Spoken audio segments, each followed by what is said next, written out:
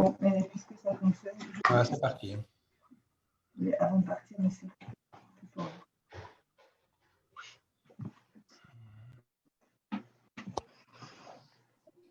Voilà. Bonjour à tous. Bonsoir. Bonsoir.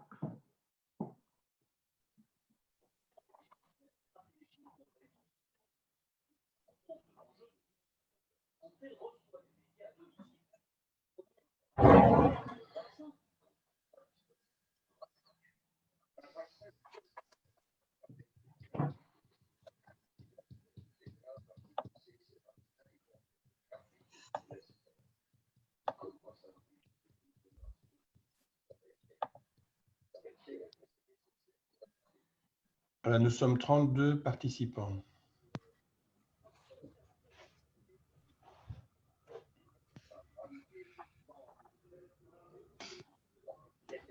Le document qui? Aucune idée.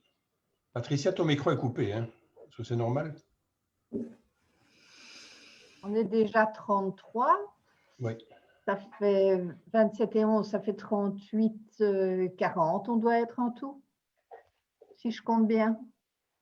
Voilà. Vous m'entendez? Oui. Oui. Voilà. Bonjour. On va commencer par faire l'ordre de présence de ce conseil communal conjoint avec celui du CPS. Donc, c'est-à-dire c'est un conseil qui se rencontre une fois par an, qui aurait dû se rencontrer au mois de juin, mais à cause de la crise sanitaire, on n'a pas pu le faire. Et donc, c'est un conseil tout à fait particulier parce que nous avons les conseillers communaux dans leur ensemble, ainsi que les conseillers du CPS. Et c'est l'occasion de pouvoir échanger, notamment, en tout cas aujourd'hui, sur nos synergies. Donc, j'explique un petit peu parce que nous sommes en ligne sur Facebook pour que tout le monde puisse comprendre que ce n'est pas un conseil normal, mais un conseil exceptionnel. Donc, on va commencer par l'appel des noms. Je vais demander au CPS, donc à Monsieur Pirard et à Madame Van der Linden qui sont dans la même pièce, s'ils peuvent commencer par les membres du CPS. À vous l'honneur, Madame Van der Linden. Monsieur Oui. Pirard, je ne sais pas ce que vous avez décidé. Oui, mais je pense que j'ai Paola Connor. On n'est pas dans la même pièce. Ah, vous n'êtes pas dans la même pièce. Ah oui, voilà. Benjamin. Présent. De Vester. Gérard Dive. Présent. Mélusine. Présent. Stéphane Skurs. Présent. Claude Spinois. Oui, présent. Anne Thierry. Je n'ai pas vu encore Anne. Philippe Tinan. Oui. Pascal Van Meguin. Oui. Merci Pascal. Bénédicte Moinquin. Oui. Et voilà Anne qui vient de nous rejoindre. Anne Thierry. Oui. Voilà. Et moi-même. Nous sommes donc au complet pour le CPS. Merci beaucoup. Donc, je vais nommer pour la commune, Monsieur Thierry Benert. Oui, bonjour. Monsieur Olivier Cardon. Il n'est pas encore là. Monsieur Olivier Cardon. Bon, si jamais. Voilà. Ah, voilà, il est là. Monsieur Christian Châtel. Oui. Oui. Monsieur Michel Kounratz. Il doit arriver. Il n'est pas là. Quand il arrive, vous savez nous le signaler, Monsieur Dubuisson? Pas de problème. Je vous remercie. Monsieur Vincent Darmstater. Oui, présent. Monsieur Philippe de Cartier-Dive.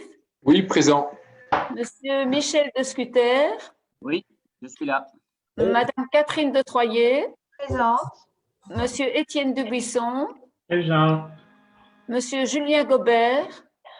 Présent. Présent. Madame Amandine Onhon. Présente. Madame Anne-Françoise Jean Jardon. Oui, présente. Madame Anne Lamblin. Je ne l'ai pas vue.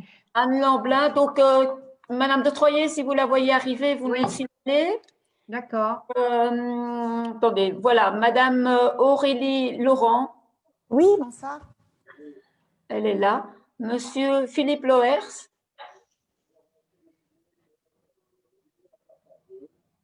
Non? Il doit arriver, on va vous le signaler s'il arrive. Madame Onhon, quand il arrive, vous nous le dites? Oui. Merci. Madame Barbara Lefebvre, je l'ai vue. Oui. Oui, présente. Madame Fabienne Petit-Burguin, je l'ai vue aussi. Madame Charlotte Rigaud, je l'ai vue aussi. Oui, bonjour. Bonjour. Monsieur Sylvain Thiebaud. Oui, présent. Oui. Et Monsieur Andrea Zanaglio. Oui, bonsoir.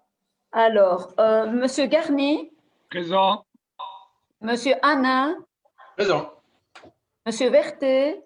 Oui, présent, merci. Monsieur Remu. Présent. Et moi-même, oui, Monsieur Pirard étant au CPS. Madame Lebon, vous m'avez Et oublié. Monsieur Loers est là. Monsieur Loers est là. Bonsoir. Donc, Patricia, moi je suis là aussi.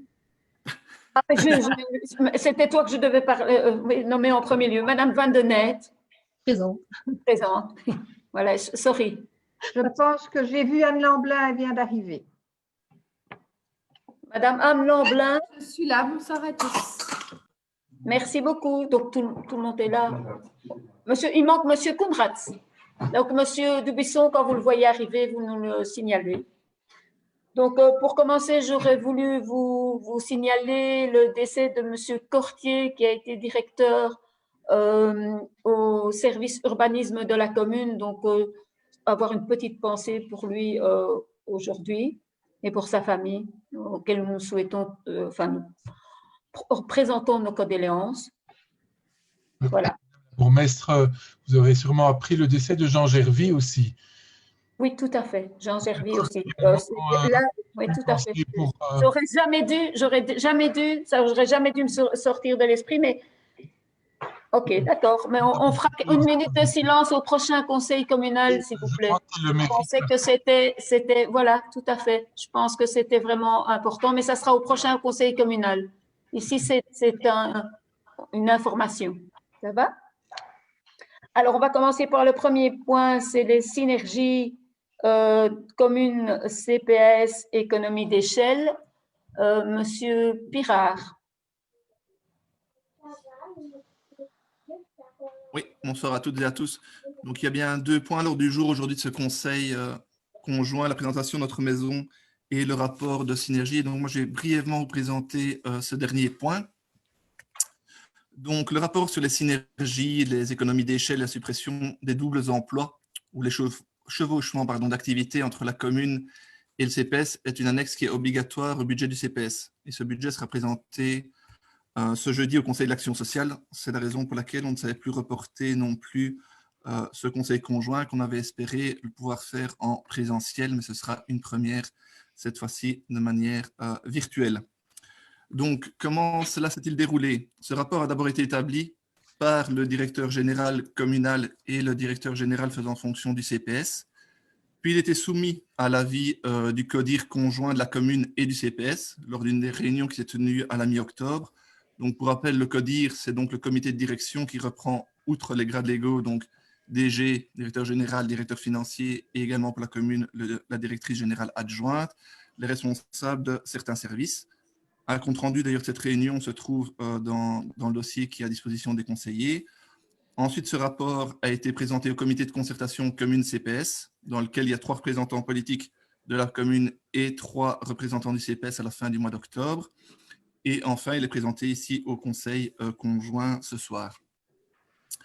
Alors, avant de parcourir brièvement ce rapport, je tenais à remercier toutes les personnes qui ont évidemment travaillé sur ce rapport, dont vous le verrez, l'approche et en tout cas la mouture sont totalement différentes des années précédentes pour celles et ceux qui s'en rappellent.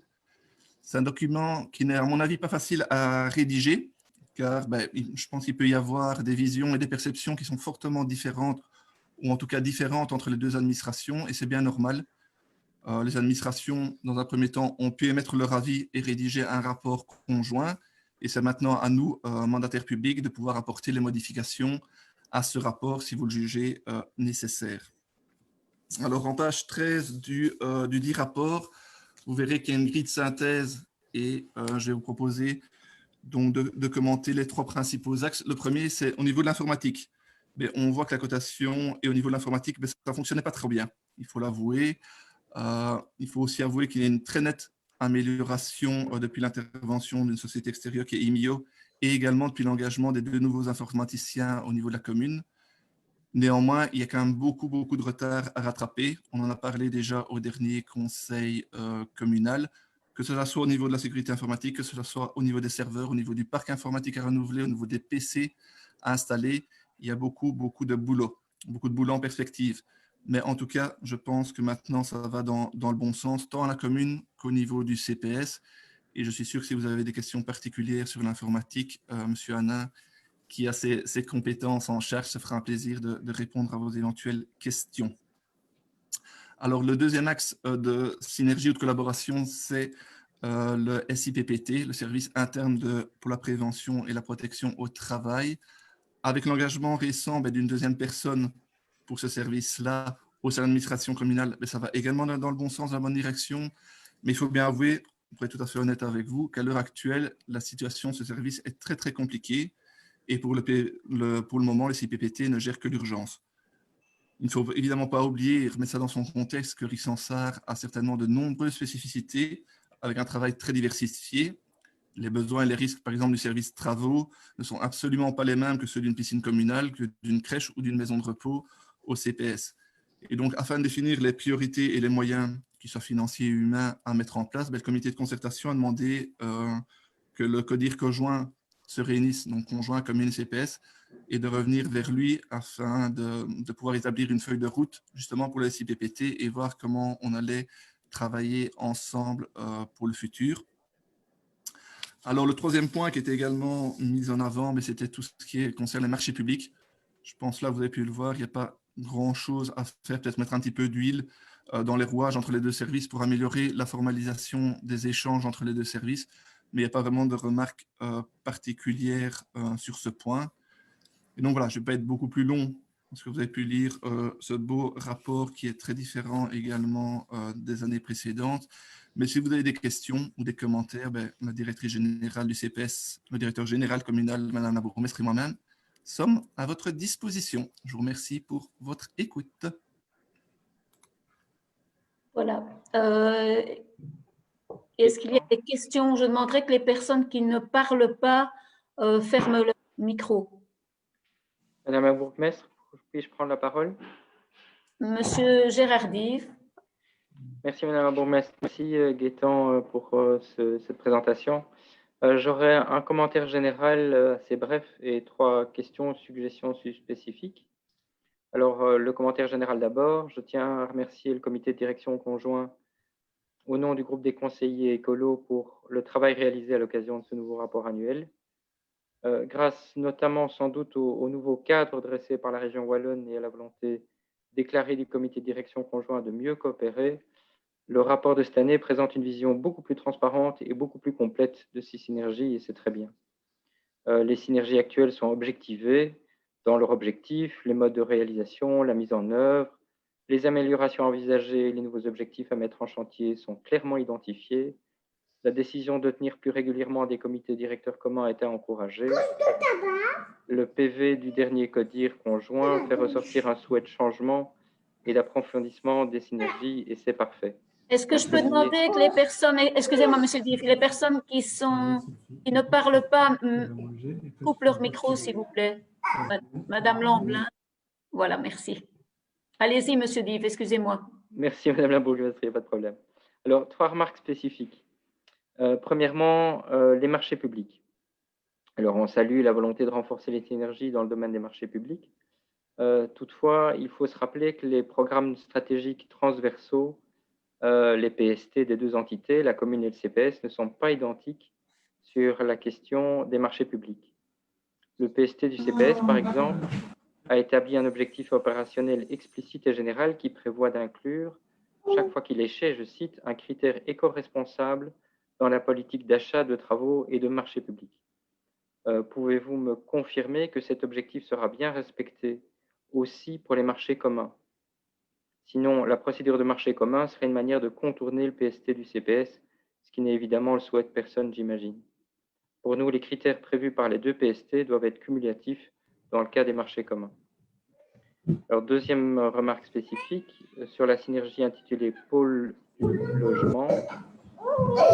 Le rapport contient à ce sujet un commentaire qui dit, je cite, « L'octroi des logements se fait en coopération avec le CPS ». Je voudrais savoir exactement de quel logement on parle, s'il s'agit bien des logements de la régie foncière, parce que dans ce cas, la plus grande partie des logements de la régie foncière sont octroyés par le bureau de la régie qui n'a pas connaissance des dossiers CPS des candidats locataires.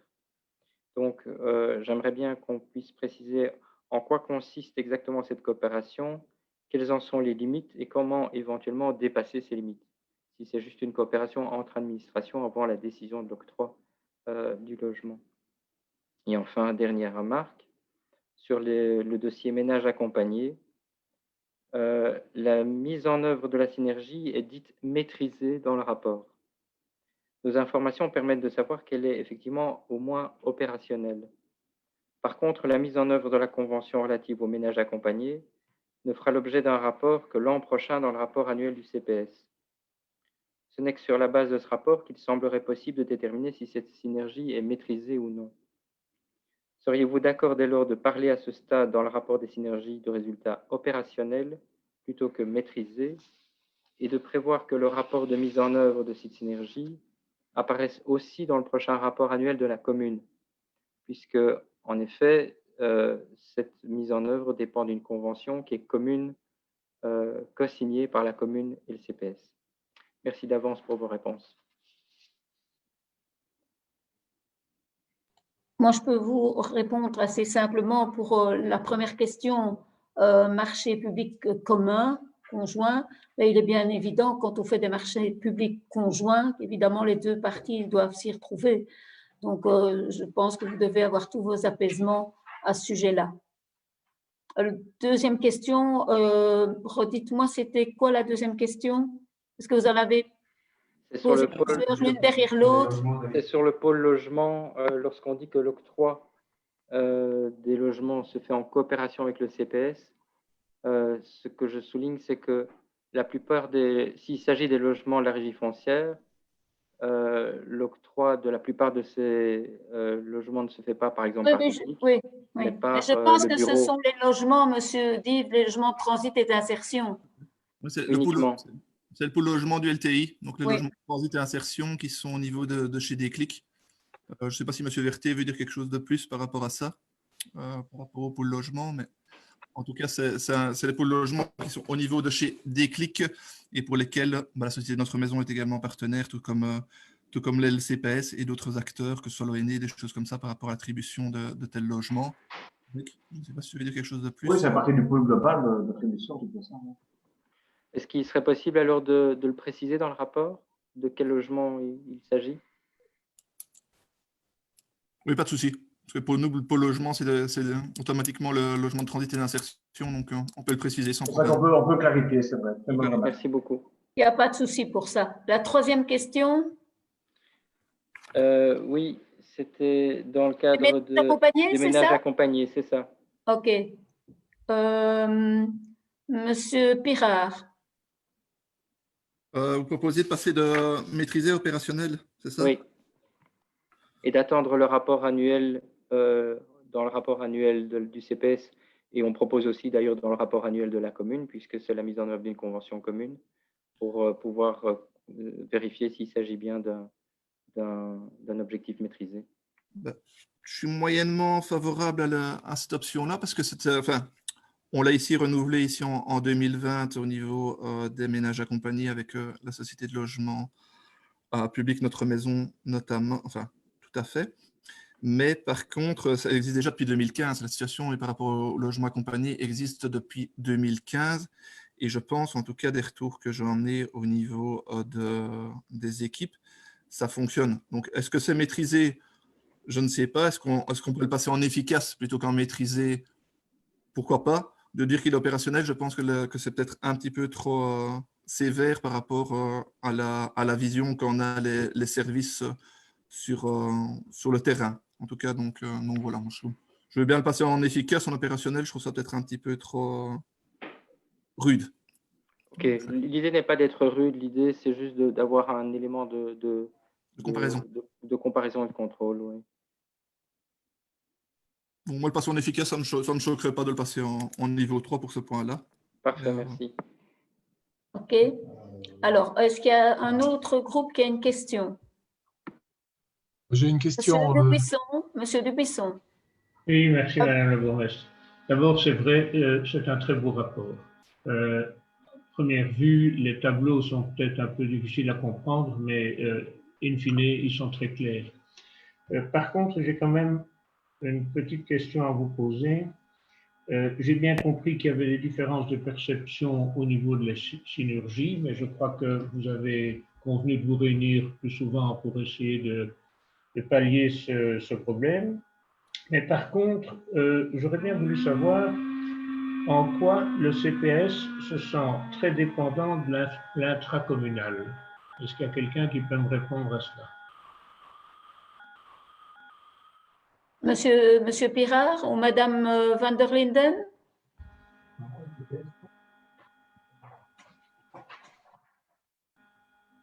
Il faut remettre le micro pour parler.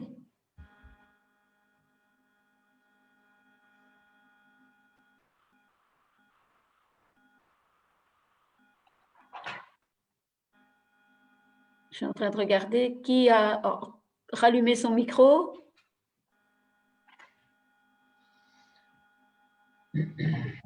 Non, parce que la question, c'est pour le CPS. Pour moi, la question est pour le CPS.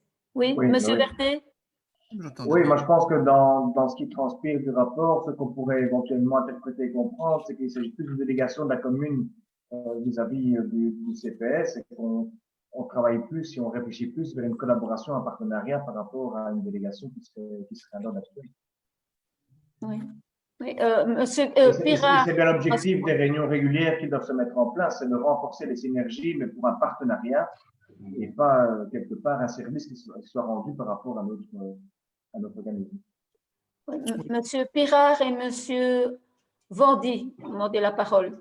Oui, c'est tout à fait ça.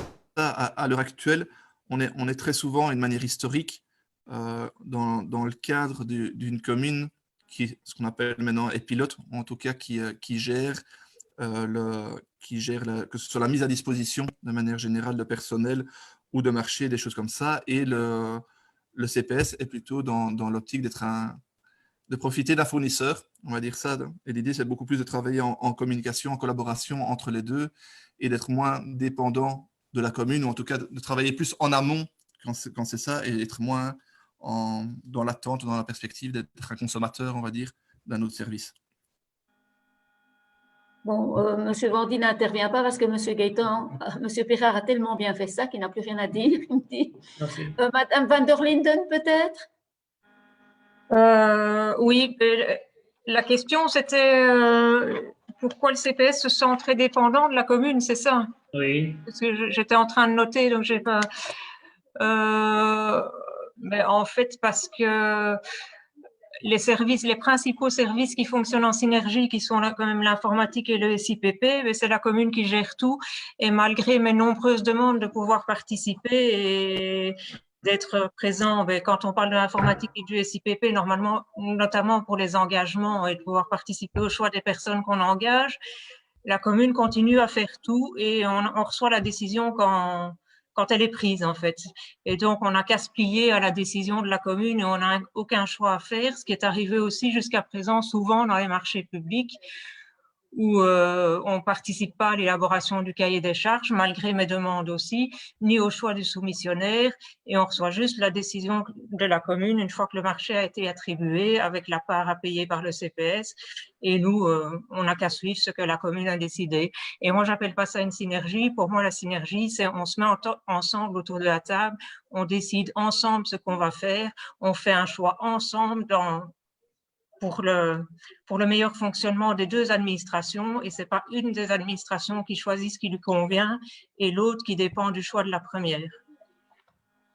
Oui, je pense qu'effectivement, dans le passé, ça a été un petit peu compliqué et c'est un peu le ressenti de Madame van der Linden. Mais le rapport ici montre bien la volonté des uns et des autres de travailler ensemble. C'est un travail qui a été fait ensemble Et dans l'avenir, je pense que c'est parti sur maintenant de bonnes bases, c'est-à-dire qu'il va y avoir des réunions régulières entre les deux directions, ce qui n'était pas le cas précédemment, effectivement, que ça soit avant ou, je vais dire, les derniers 6-7 mois. Maintenant, effectivement, il y a une prise de conscience et je pense qu'on est parti du bon côté. Je ne sais pas, Monsieur le Président, ce que vous en pensez. C'est nouveau pour moi? Non, il faut être honnête et je pense que c'est ça que je disais qui n'était pas facile aussi, qu'avec des administrations avec des perceptions différentes en tout cas. Et donc voilà, et c'est ce que je disais aussi de manière historique. Il y en a toujours un qui a eu l'habitude de tout faire et l'autre de recevoir, que ce soit la commune vis-à-vis du CPS. Et inversement, c'est plus du tout l'optique dans laquelle on veut travailler dans le futur, comme le disait très justement M. Vertet quand il a pris la parole. L'idée, c'est vraiment de travailler dans la collaboration maintenant beaucoup plus forte entre les deux administrations. Ça demande d'une part d'être entendu, ça demande d'une part de l'autre part de penser aussi à consulter, et c'est une méthode de travail très différente de ce qui se faisait auparavant, mais c'est le sens dans lequel le collège veut travailler en tout cas, et veut que les deux administrations travaillent dans le futur. Donc, moi, je pense que ça ira dans le bon sens, mais il faut reconnaître qu'aujourd'hui, c'est pas à 100% parfait, mais on va dans le bon sens. Et en tout cas, c'est le vent qu'on veut insuffler au niveau du collège entre les deux administrations pour le futur. Monsieur Vendy?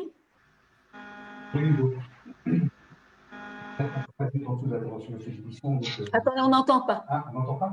Non, plus fort. Vous m'entendez? On venait ici.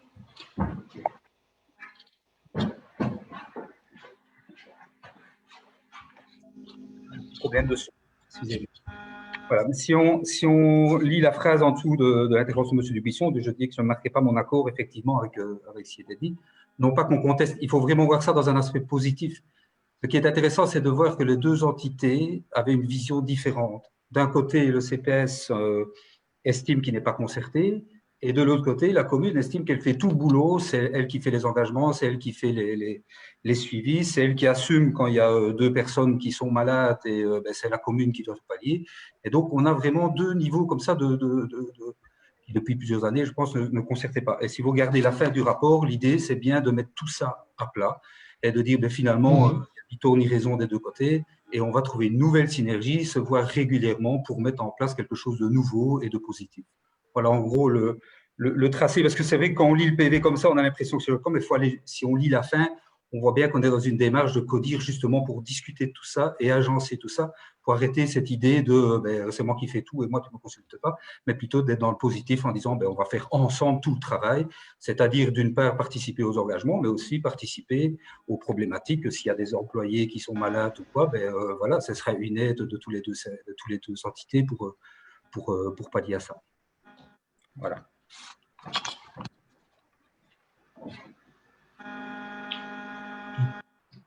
Je peux prendre la parole, Madame Lebon? Oui, monsieur. Je voudrais terminer, s'il vous plaît. Attendez, monsieur Dubuisson, attendez, monsieur Loers. Monsieur Dubuisson n'a pas terminé. Non. Vous avez la parole. Je vous remercie. Simplement ceci. Oui, j'ai bien lu et je comprends bien que la fin de votre rapport est dans un esprit beaucoup plus positif. Mais quand vous dites que vous vous engagez à organiser des comités de direction conjoints de manière régulière, est-ce que c'est impensable de dire on va faire ça une fois par mois, par exemple? Parce que si c'est régulier tous les 6 mois, je ne sais pas, mais... Oui, il semble manifestement, ils étaient partis sur une fois tous les 2 mois. Je pense que c'est un peu aux directeurs généraux de s'arranger entre eux, de trouver leur rythme, etc. Donc, c'est en tout cas, j'estime que c'est pas trop à nous à nous occuper de ça. Je pense qu'on peut leur conseiller vivement de se voir plus souvent, parce que je pense que les deux institutions en ont fort souffert pendant plusieurs années. Mais c'est un peu historique, hein, Monsieur Dubuisson. Là. Donc, je pense qu'on est en train de mettre en place quelque chose qui est nouveau, qui va dans le bon sens, comme a dit Monsieur Pirard, et qui va dans le positif surtout, comme a dit M. Vendy. Je pense que c'est vers ça qu'il faut aller. Et d'ailleurs, les deux institutions en tireront les bénéfices, mais surtout et surtout notre population. Il faut bien savoir qu'on est quand même tous ici pour le bien-être de notre population. Et donc, pour le CPS, c'est une population bien souvent un petit peu plus fragile, ou parfois très fragile. Donc, je pense qu'il faut être très attentif à ça et de temps en temps, on doit faire attention et mettre un petit peu nos égos sur le côté pour le bien-être de notre population. Je pense que c'est essentiel, je pense que c'est notre devoir et c'est pour ça qu'on est là. Parfait, je vous remercie. Merci pour votre intervention. Monsieur Loers a demandé la parole ou je me trompe? Oui, merci madame. Parce que tout le monde change de place dans mon tableau, donc c'est pas évident. Voilà, merci. Vous avez la parole. Oui, je voudrais aussi intervenir sur ce point-là, mais plus particulièrement en ce qui concerne l'informatique. Jusqu'à présent, le service ou les prestations de l'informaticien pour le CPS étaient facturées au CPS. Il en est toujours de même, sauf si vous me dites que ça a changé, mais je crois que c'est toujours comme ça. Alors, il est évident que tant qu'on reste dans ce type de relation, il est assez difficile en fait de parler de véritable synergie. Hein. On peut là, c'est vraiment la commune qui est prestatrice de services et le CPS qui est consommateur de services. Il peut émettre des remarques, des critiques, etc. Mais ça reste la commune qui preste les services. Alors, je ne sais pas s'il y a moyen de changer ça, si on envisage de le faire. Ou est-ce qu'une première chose ne serait quand même pas déjà, enfin, peut-être ça a été fait, de communiquer l'audit des services informatiques qui a été fait par la commune, de le communiquer aussi au CPS, mais ça a peut-être déjà été fait. J'en profite pour redemander si les conseillers communaux, au moins, pourraient recevoir une copie d'un exemplaire de cet audit. Ça nous avait été promis par M. Alain, vous avez déjà posé la question lors du dernier conseil communal et on vous a répondu positivement. D'accord. Monsieur Pirard, pardon, vous voulez intervenir, ou Monsieur Hanin? Oui, je veux bien. Oui, avant Christophe, ou bien je vais parler avant. Okay. C'est vrai, il y a juste une petite chose qu'il faudrait aussi bien penser, c'est que s'il y a quelqu'un qui est employé, même s'il est employé par deux administrations, il peut avoir qu'un seul employeur. Donc, il faudra qu'il dépende soit du CPS ou de la commune avec une mise à disposition de côté, mais à moins de mettre 2 contrats de travail sur 2 personnes, je ne suis pas sûr que ce soit ça qui soit le plus stable, en tout cas pour les personnes. Et pour répondre au niveau de l'audit informatique, l'audit informatique était présenté en collège et le directeur général communal avait invité en effet le CPS à pouvoir participer à la présentation qui a été faite par la société extérieure pour montrer justement les résultats de l'audit auquel étaient présents la directrice générale et le directeur général faisant fonction quand il remplace la directrice du CPS. Donc, on a été mis au courant en tout cas de cet audit. Je t'ai un peu coupé la parole, excuse-moi Christophe. Oui, merci. Non, tu ne m'as rien coupé du tout. Je ne savais pas commencer. Donc. Non, Monsieur Lovers, donc oui, effectivement, vous allez recevoir c'est la moindre des choses, je pense, le résultat de l'audit. C'est une question de jour. On doit encore avec Monsieur Vendy avoir une réunion avec Monsieur Radic, qui est la personne d'Ivio, qui est responsable de l'audit. Quant à l'informatique, c'est sûr que s'il y a bien une chose qui doit être commune entre le CPS et la commune, c'est l'informatique. Il faut utiliser les mêmes systèmes. Pour l'instant, on a mis d'ailleurs un nouveau système de backup. Il faut le savoir. D'ailleurs, si la commune brûle, eh bien, le CPS a un backup et vice-versa. Donc, on a un système de backup, un tout nouveau système de backup qu'on a installé. Donc, effectivement, oui, l'informatique est commun aux 2 entités et on facture toujours à OCPM comme c'était le cas avant, sur un ratio bien défini. Okay. Monsieur Vertet avait demandé la parole. Oui, mais de manière globale. Hein, moi, j'ai envie d'être positif par rapport au point des synergies entre la commune et le CPS, d'autant plus au vu de la révision de l'organigramme, où il y a quand même toute une série de départements, donc département social, qui comprend notamment d'une part le service social des clics. Il faut quand même rappeler que le président du CPS a les affaires sociales en charge aussi. Et je pense que ça peut créer d'énormes synergies entre la commune et le CPS pour de nombreux projets à venir aussi. Et donc, ça veut dire que les synergies, elles partent de l'administration, mais elles sont effectivement tributaires du politique aussi. Et on est en train de mettre des choses en place pour que les deux soient liés et les deux soient porteuses de nombreux projets communs par rapport à cela. Il y en a qui sont dans les cartons qui vont sortir bientôt et c'est une bonne chose. Je parle de l'éthique sociale et de plein d'autres projets qui pourront en sortir. Mais c'est vrai que les synergies politiques administratives sont en cours et je suis en tout cas positif et constructif par rapport à ce que ça peut mener à l'avenir à moyen terme. Bon, est-ce qu'il y a encore des questions sur ce point? Oui, Madame la bourgmestre, une petite question. Oui, attendez. Alors, attendez. En fait, on a demandé, il y a un deuxième point. J'ai demandé à la société Notre Maison, suite à la demande de M. Châtel, la question de M. Châtel, et je trouve que c'est une bonne chose que nos partenaires viennent se présenter. Donc, je vais vous demander l'autorisation de bien vouloir passer leur point et leur présentation maintenant. On reprendra le débat après parce qu'ils attendent déjà depuis presque 40 minutes. Et je pense pour 30 secondes, vous savez. Oui, mais peut-être qu'il y en a d'autres qui ont encore des choses à dire. Est-ce qu'il y a encore quelqu'un d'autre qui a quelque chose à dire? Madame le bourgmestre, M. Conrad est arrivé déjà depuis. Oui, je l'ai noté, j'ai mis dans le chat qu'on avait vu qu'il était arrivé. Merci, Monsieur Le Buisson. Est-ce qu'il y aura d'autres questions que celle de Monsieur Dive? Oui, moi, Madame la bourgmestre. Oui, Monsieur Châtel, alors je vais demander, Monsieur Dive aussi et les autres aussi, de bien vouloir laisser la parole à Monsieur Demanet et à Madame Mouton pour faire une présentation de la société de logement Notre Maison auquel nous sommes affiliés et des questions pourront être posées de la part des différents conseillers. Voilà, Monsieur Demanet, Madame Mouton, est-ce que vous m'entendez? Oui, est-ce que vous m'entendez? Oui. Oui.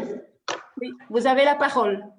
Donc voilà, mais on avait, normalement, vous avez un PowerPoint qu'on va essayer de vous présenter. Je pense que c'est M. Hamin qui va le présenter. Il y aurait moyen de faire un partage d'écran et moi, je propose de commenter le PowerPoint. C'est quand tu veux, Vincent. Et bien voilà. Donc voilà, je vais vous faire une petite présentation très rapide de notre maison. Ça a été très rapide puisque, bon, on a été prévenu il y a quelques jours, mais on va le faire, on le fait de bon cœur. Et je propose que, au fur et à mesure, vous posiez vos questions. Hein, comme ça, qu'on soit… voilà. Donc, Christophe, tu peux mettre le slide suivant. Donc, je vais d'abord vous parler de l'historique de notre maison. Donc, notre maison, c'est la fusion en 1990 de 3 sociétés. Claire Logis pour le Brabant wallon, qui avait son siège à l'avenue Georges Marchal, la Cité Verte dans la Botte du Hainaut et l'habitation familiale à Charleroi. Ça, c'était en février 90. En 2001, le gouvernement wallon a demandé à chaque commune de toute la région wallonne de préciser vers quelle société elle voulait agir parce que certaines sociétés étaient affiliées à plusieurs sociétés. Ce n'était pas le cas de Rixensart. Rixensart n'était affilié qu'à Notre Maison à l'époque. Et donc, à l'époque, le conseil communal de Rixensart a décidé de continuer avec Notre Maison. Donc, voilà, ça c'est aujourd'hui la raison pourquoi vous êtes… Et alors, donc, Claire Logis, pour lequel vous avez affilié dans les années 90, c'était Genval à l'époque, pas Rixensart, Genval était un des membres fondateurs de la société. Slide suivant, Christophe. Voilà. Donc, s'il y a des questions, vous m'arrêtez. Hein. N'hésitez pas à m'interpeller. Je vais vous présenter le patrimoine. Donc, notre maison, c'est 2185 logements. Vous avez la liste des communes. Donc, on vous fera parvenir via le directeur général et la directrice générale du CPS. On vous fera parvenir le PowerPoint. Donc, je propose qu'on l'envoie à tous les participants de la réunion. Comme ça, vous pourrez voir. Donc, vous voyez qu'on est actif essentiellement sur le centre du Brabant wallon. Vous avez la liste des communes. Et aussi, historiquement, la Botte du Hainaut. pour plus ou moins un quart de la société. Rixensart, c'est 392 logements, donc c'est la deuxième commune en importance. Donc c'est Ottignies-Louvain-Neuve, la première commune. Rixensart, vous êtes la deuxième commune en importance, donc 392 logements à Rixensart. Suivant, Christophe. Ici, vous avez les chiffres qui apparaissent. À Rixensart, donc Rixensart, c'est Georges Marchal. Vous avez le nombre de studios appartements. Rixensart, c'est essentiellement que des appartements. Donc une chambre, deux chambres, trois chambres, quatre chambres. Et alors à Genneval, donc Fontasnier, Clos des Quatre-Vents, on a une partie en appartement et une partie en maison. Vous avez chaque fois, pour chaque partie, la répartition entre les appartements, le nombre de chambres ou les maisons. Les dernières réalisations que nous avons fait à Rixensart, 2017, le Clos des Marnières, donc le bas de la cité Georges Marchal, 25 appartements donc dans le fond de Georges Marchal, dont 10 logements en équilibre. Ça veut dire que les loyers doivent être, le revenu doit être 4 fois supérieur au loyer. Et la place communale à Genneval, où nous avons construit une crèche pour la commune. Il y a 8 logements, 5 sans subside, non, 1 sans subside, 5 moyens et 2 subsidiés. Donc je continue s'il n'y a pas de questions. Alors les travaux, parce que je pense que l'interpellation, c'était essentiellement le fait qu'on ne faisait pas beaucoup de travaux. Pivert 2005, donc Pivert, c'est l'appellation de la région wallonne sur les aides qu'elles font aux sociétés de logement. 2015-2016, nous avons remplacé au niveau donc du Clos des Quatre-Vents et des maisons, pas des appartements, mais des maisons Fontasnier. Donc 55 logements pour un montant de 912 190 €, essentiellement des rénovations de toiture, des remplacements de châssis et des placements de ventilation. En 2017, c'est essentiellement, si vous vous rappelez, on a eu un incendie au Fontasnier. Donc, c'est suite à ça, donc, rénovation de voirie extérieure, rénovation des garages, remise en conformité incendie, contrôle d'accès par batch. Donc, on a fait des travaux pour 109 320 €. Alors, ce qui est sur la table aujourd'hui est le montant, je ne sais pas le définir, donc, on a la région wallonne, si certains d'entre vous ont suivi, a mis un gros budget pour des rénovations dans l'ensemble des logements publics. Notre maison, nous avons presque 13 millions d'euros. Je peux vous dire que presque 1,5 million, entre 1 million et 1,5 million seront dédiés à Rixensart. Et là, donc, il y a différents critères qui doivent être atteint. Et donc, ce sera essentiellement sur Georges Marchal. Oui, sur Fontasnier, excusez-moi. Donc là, il y aura une centaine de logements, toiture, remplacement en isolation, des châssis, des remplacements de châssis, la chaudière si elle est vétuste, la ventilation par un type C et des ascenseurs. Et au total, on arrivera à plus ou moins un budget de 16 000 € par logement. Je ne sais pas vous dire où on en sera exactement aujourd'hui, puisque c'est le conseil d'administration du mois de décembre prochain qui décidera, mais en tout cas, au moins 1 million d'euros sera consacré à la commune de Rixensart. Donc ça, c'était pour les travaux. Alors, dans les quartiers, quels sont les partenaires de notre maison? Le service social de notre maison, le CPAS, Déclic, l'AMO et la régie de quartier. Puisqu'il faut savoir que pour la société Notre Maison, nous avons 2 régies de quartier. La première a été implantée à Chastres et Wallin, et la deuxième a été implantée suivant, slide suivant, s'il te plaît, Christophe. Et donc, en mars 2012, nous avons créé la régie de Rixensart qui, en 2016, a une extension territoriale sur la Hulle. Et donc, elle est active au Fontasnier et à Georges Marchal, mais son siège est à Fontasnier. Donc, il y a un ouvrier compagnon et un médiateur social. Je tiens quand même à rappeler que pour la commune de Rixensart, c'est une intervention de 1 000 € avec 2 travailleurs sociaux qui sont sur le terrain, je vais dire à temps plein. Donc, pour la commune de Rixensart, c'est un plus, tout comme la commune de Chasse, c'est un plus et qui ne coûte quasiment rien à la commune. On pourrait se passer même des 1 000 €, mais on préfère garder une petite trace si un jour on avait des problèmes financiers, mais ce n'est pas du tout le cas au niveau des régies. Slide suivant, Christophe. Et donc voilà, les missions de la régie de quartier, dynamisation des quartiers notamment, vous voyez là, réalisation d'un potager collectif avec des clics, le repère café et des participations citoyennes, des réfections de trottoirs et tout ça. Suivant. Et donc, l'autre partie de la mission de la régie des quartiers, c'est la réinsertion professionnelle. C'est le fait de remettre des jeunes ou des moins jeunes, je vais dire, au travail. Et donc, ça se fait via la remise en état des logements et remise en état de certains espaces extérieurs. Je pense que toute une série d'entre vous connaissent Brahim, l'ouvrier compagnon. Et je pense qu'il est pas mal présent sur les 2 cités à Rixensart ou à Geneva. Et Mathieu, maintenant, le médiateur social. Voilà, c'était une courte présentation. Je suis vraiment à l'écoute de toutes les questions des différents conseillers communaux ou CPS.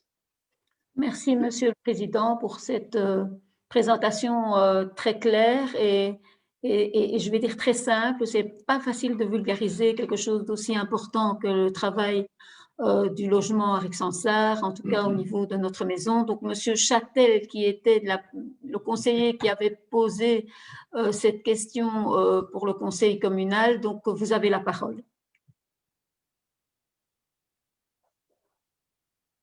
Il faut mettre le micro, oui, Monsieur Châtel. Merci pour cet exposé, hein, très clair effectivement, et bon, même s'il est succinct, mon objectif n'est pas du tout de critiquer l'action de notre maison. Je voulais simplement me faire le porte-parole de pas mal d'habitants, certainement des immeubles en tout cas, qui ont l'impression d'être un petit peu délaissés au niveau de l'entretien de leur habitat. Alors bon, c'est vrai que quand on se promène dans ce quartier, on se rend compte que les façades ne sont plus très fraîches. Les gens se plaignent aussi du fait que les châssis côté balcon devaient être remplacés, qu'on attend toujours la réalisation de certaines promesses, quoi, en d'autres termes. Donc, je voulais plus, moi, formuler ici je dirais pas un malaise, mais une espèce de frustration de beaucoup d'habitants de ces immeubles par rapport au fait qu'ils se sentent un petit peu délaissés par notre maison. Et bon, ça, c'est une remarque assez globale, je l'avoue, mais ce qui est plus important, c'est qu'ils me font part du fait qu'ils n'ont pas l'impression d'avoir un interlocuteur physique quelque part. Donc, ils ne savent pas à qui s'adresser avec leur doléance ou avec leurs demandes.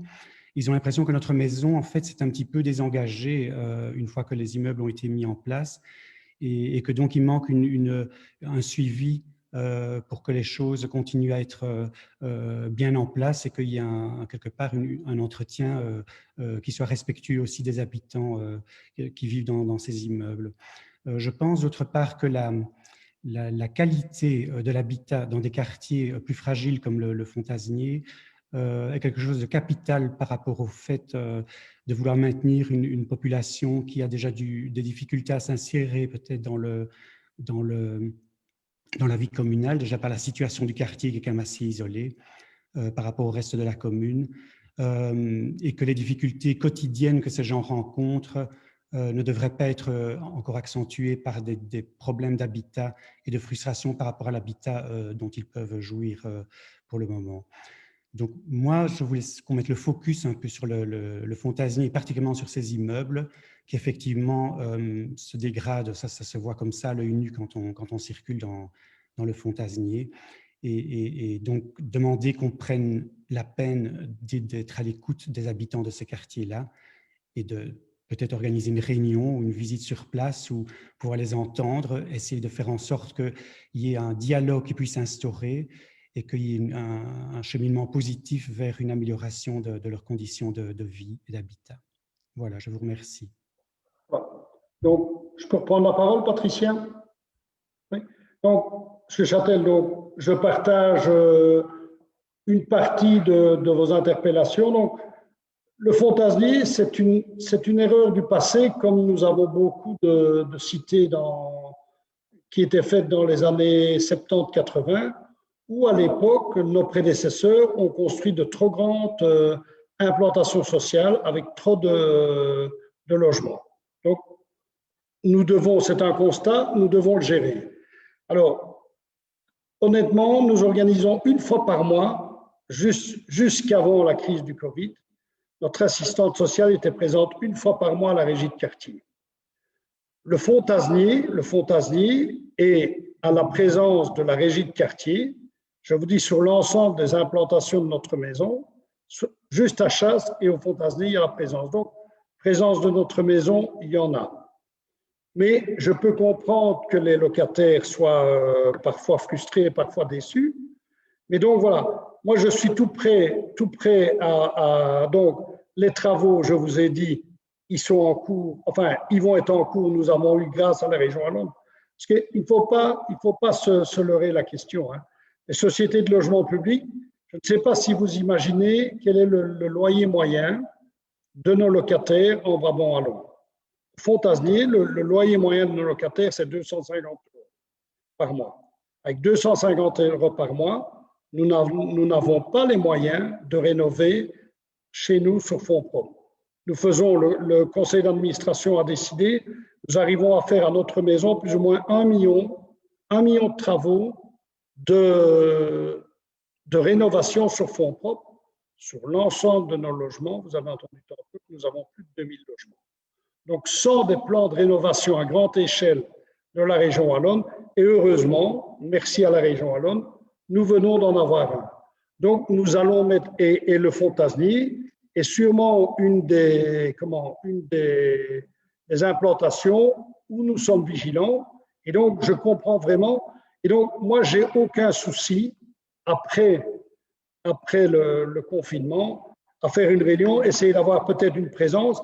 Mais je vous promets, et votre bourgmestre qui est ma vice-présidente, et que je vous promets qu'il se bat souvent pour Xansart, chaque fois qu'on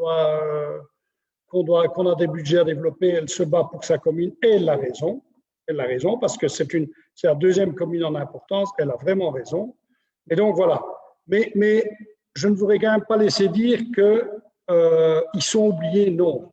Le Fontasnier, personnellement, je peux vous dire qu'en tant que président, j'y vais 2-3 fois par an. Je connais quelques locataires là-bas, mais c'est dans les années 70-80, nos prédécesseurs ont fait des erreurs de faire des cités aussi grandes que ça.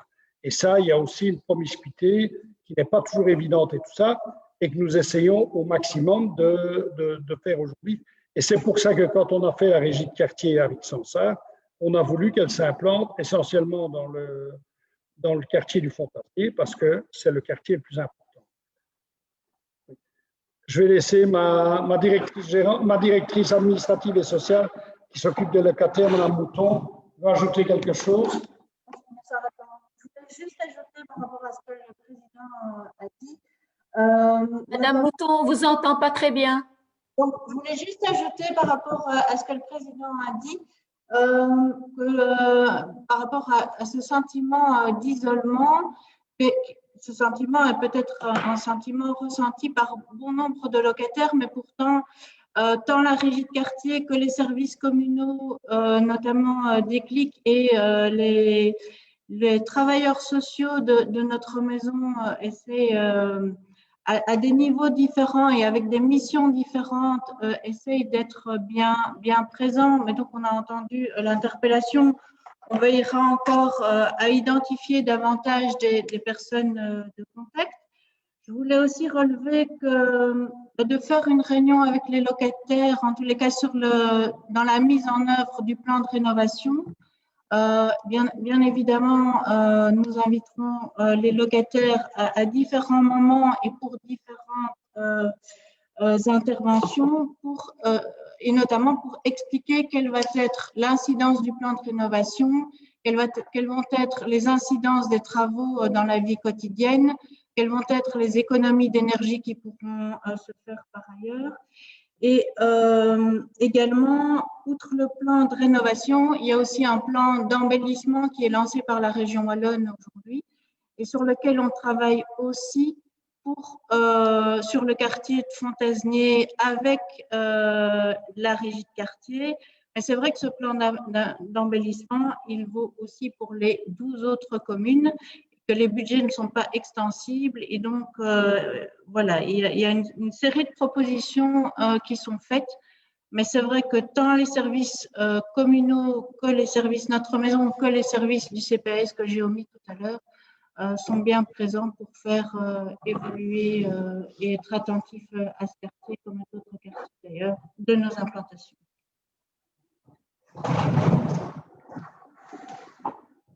Monsieur Châtel. Oui, voilà, je vous remercie pour ces réponses. Bravo. En tout cas, moi, mon objectif n'était pas du tout de mettre quelqu'un au pilori ou de critiquer, mais je voulais faire part d'un sentiment. Voilà, un sentiment, on sait que c'est toujours quelque chose de subjectif. Donc, peut-être qu'on pourra améliorer le contact, la communication entre notre maison et ses locataires.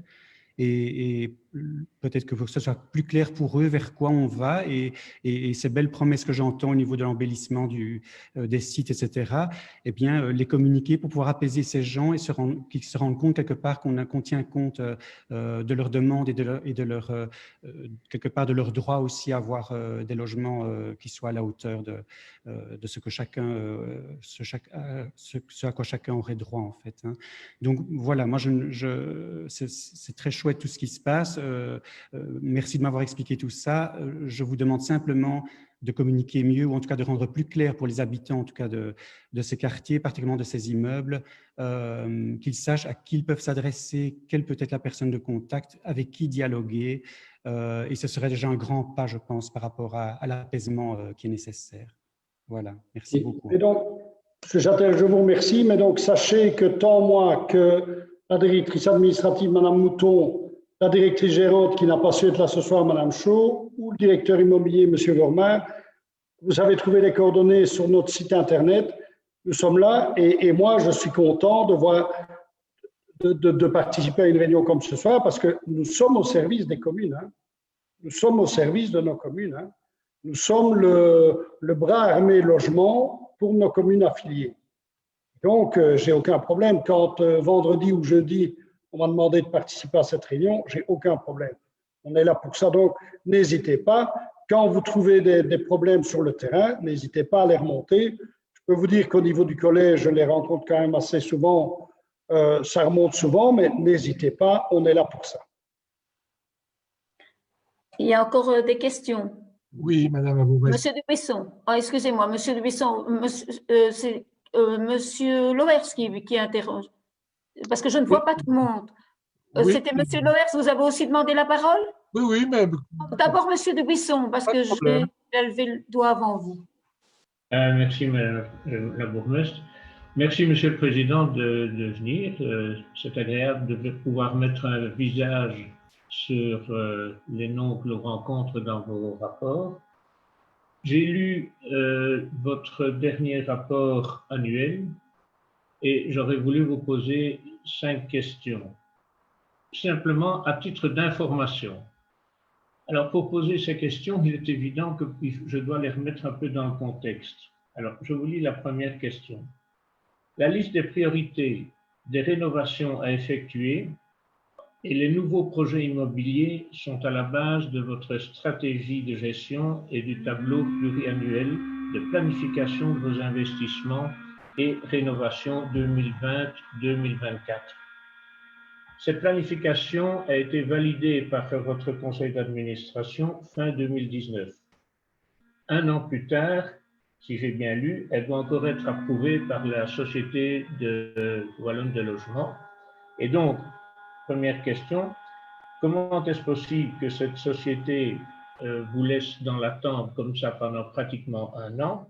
et quel est l'impact que cela peut avoir sur votre stratégie de gestion? Le micro. Le micro, monsieur. Mais Anne-François l'avait coupé, mais voilà. Donc, le problème, comme je vous ai dit, notre maison, c'est 1 million, c'est dégager 1 million par an pour la rénovation sur fonds propres. Les grosses rénovations, c'est impossible si on n'a pas l'aide de la région Wallonne. Alors, la région Wallonne, elle nous demande des projections. Elle nous demande combien est-ce que vous avez, combien est-ce qu'il vous faut pour rénover, et on nous demande de préparer des projets, d'avoir toute une liste. Mais le problème de la région Wallonne, elle n'a pas toujours, et on comprend, surtout maintenant, en plus avec la crise du Covid, c'est pas évident. Et donc, il se fait que, et merci, moi je remercie maintenant ici publiquement le ministre Dermagne qui malheureusement nous a quittés, qui est parti au fédéral. Mais avant de partir, le ministre Dermagne, il a fait un plan de je ne sais combien de millions, je crois que c'est presque 1 milliard, pour la rénovation. Donc maintenant, et ça arrive souvent malheureusement dans les sociétés de logement, nous devons faire des plans, nous devons avoir des projets, et puis quand la région Wallonne a de l'argent, elle nous en donne. Alors parfois on attend 2-3 ans pour en avoir. C'est le cas par exemple dans les nouveaux logements, la construction de nouveaux logements. Il y a 5 ans que nous n'avons plus eu de plan de logement. Le dernier, c'est 2014-2015. Depuis 3 jours, je peux vous dire, depuis vendredi, il y en a un nouveau, mais pour 200 logements sur la région Wallonne. Mais donc, la rénovation, effectivement, on en avait, mais maintenant, on vient d'avoir pour nous 13 millions, pour notre maison, 13 millions qui ont été promis. Ça, c'est le problème de la région Wallonne. Moi, je ne leur en veux pas. Hein. Dans un ménage, le portefeuille, il a un fond. Hein. Donc, il vient à un moment donné où, voilà. Et donc, à nous, sociétés de logement, d'être proactives. Et quand on a un budget qui est attribué, il faut vraiment avoir les services pendant quelques mois parce qu'on nous propose, je pense, fin août, début septembre, cette somme-là. Mais pour la fin janvier, tous les dossiers doivent être prêts. Ça doit passer en conseil d'administration. Je peux vous dire que les administrations, il faut qu'elles travaillent. Malheureusement, c'est comme ça, mais bon, voilà. Je vais dire, tant le fédéral que la région Wallonne, il n'y a pas beaucoup d'argent. Et donc, voilà, il faut faire comme ça et il faut attendre. Moi, je suis président depuis bientôt une quinzaine d'années à notre maison et je vois que plus les années passent, plus ce retard. Oui, je vous remercie. La question suivante, c'est toujours dans le même ordre d'idées. J'ai bien compris que à travers votre rapport 2019, notre maison a une bonne santé financière. Mais depuis 2014, je constate que vous ne recevez plus d'aide financière de la région. Alors, j'entends qu'il y a des aides, qu'il y a des budgets, mais il est inscrit que vous ne recevez plus d'aide financière, que votre stratégie de gestion, on vient de le dire, n'est pas encore approuvée, que vous faites part d'un sous-financement chronique et des besoins pour la rénovation du patrimoine évalués à 21 millions d'euros, bien que vous fassiez vous-même sur fonds propres pas mal d'efforts, je m'en rends compte. Alors, comment pouvez-vous dès lors engager dès à présent des missions d'auteur de projet pour un montant de plus de 112 000 euros, en même temps poursuivre votre politique de construction de logements sans subside, j'insiste, même si vous procédez par délégation de maîtrise d'ouvrage par un tiers. Et alors, avoir notamment au cours de l'étude de projet, le projet d'implanter 6 nouveaux logements rue du Bois du Bosquet, hein, on en a déjà parlé au sein du conseil communal, et que vous avez encore un avant-projet de 21 logements pour le Fontasnier, et vous venez justement de dire que c'est une erreur historique, le Fontasnier, donc, mais vous allez en rajouter. Voilà, ça c'est ma deuxième question un peu longue. Okay, donc, les 21 logements au Fontasnier, donc il y a une discussion au sein du collège, on n'a pas encore, mais on est sur le bas du Fontasnier. Hein. On n'est pas, on est sur la première partie du Fontasnier. Hein. Le problème, Monsieur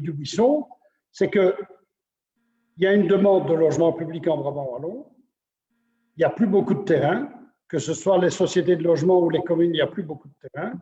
Et donc, dans le bas du Fantasnier, c'est vrai que nous avons un projet que nous discutons avec le collège.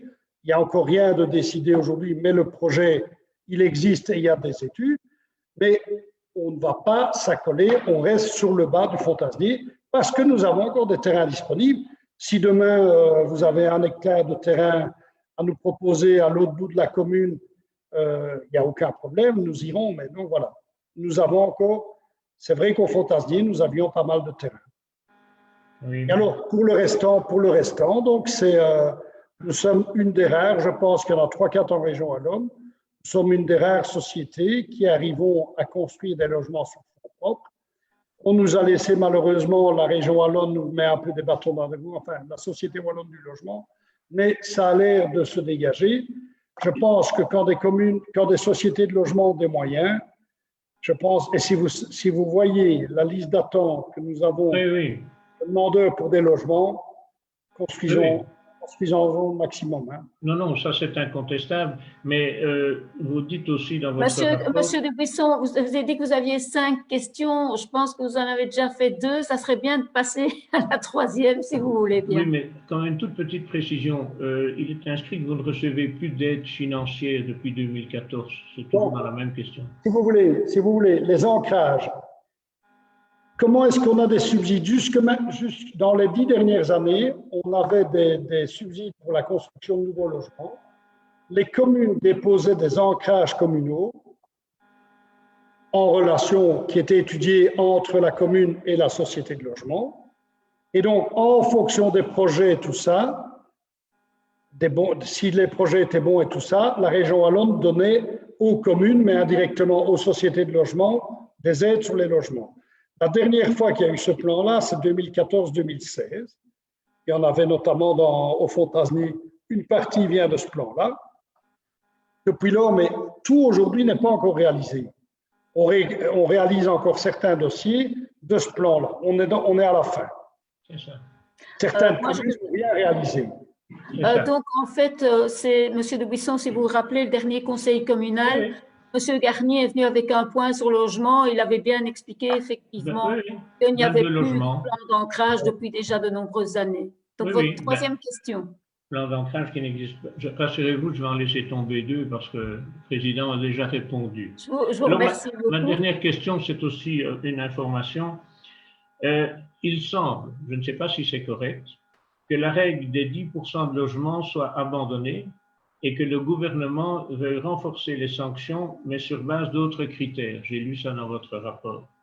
Alors, quels sont ces critères et comment peut-on expliquer que d'une part, le gouvernement supprime les subsides à la construction et que d'autre part, il veut sanctionner les communes qui n'atteignent pas les critères qu'il veut ou qu'il a mis en place en lieu et place des 10%. Donc, sur notre maison, deux communes en Brabant-Wallon ont 10%. Oui. Otigny-Gouverneuve et Chastres. Oui. Qui sont toutes les deux, Otigny-Gouverneuve est quasiment à 10%, voire 9,9%. Chastres est à 10,5%. Donc, mais comment sanctionner des communes qui, on prend l'exemple d'Otigny-Gouverneuve, où il y a une pression immobilière énorme. Comment sanctionner Otigny-Gouverneuve parce qu'elle tombe en dessous de 10%, alors que la région wallonne ne donne plus d'argent pour faire des nouveaux logements. Ça, c'est le problème aujourd'hui. Donc, aujourd'hui, la région wallonne sent bien qu'elle est prise à son propre piège, parce que les communes qui ont fait un effort qui sont à plus de 10%, il n'y a pas de raison de les sanctionner, parce que Otigny-Gouverneuve, on a encore 5-6 dossiers en attente et on ne veut pas nous les subsidier. Donc, ce serait inconcevable, donc voilà. Mais par contre, la région wallonne réfléchit à quelque chose. Aujourd'hui, les critères, je ne saurais pas vous les donner, je ne les connais pas, je ne suis pas législateur. Voilà, il faut interpeller la région. Ok, ça va, je vous remercie. Je comprends que votre job n'est pas facile tous les jours. Mais c'est pas ça, j'adore le job que je fais, mais voilà, c'est pas. Mais on doit serrer les boulons de tous les côtés pour pouvoir s'en sortir. C'est pas évident. Merci beaucoup. Merci pour votre intervention, Monsieur de Buisson. Monsieur Loers a demandé la parole. Oui, en effet. Bonsoir plutôt, Monsieur de Manet. On connaît bien notre maison depuis longtemps, vous l'avez rappelé. Et effectivement, les difficultés de contact avec les locataires, c'est assez récurrent, mais Monsieur Châtel en a très bien parlé et je crois que le dialogue était important et intéressant. Je voudrais m'attarder à deux autres choses. La première, c'est l'aspect énergétique ou plutôt économie d'énergie de vos logements. On sait que ces constructions datant des années 70 ne seront pas très performantes. Mais est-ce que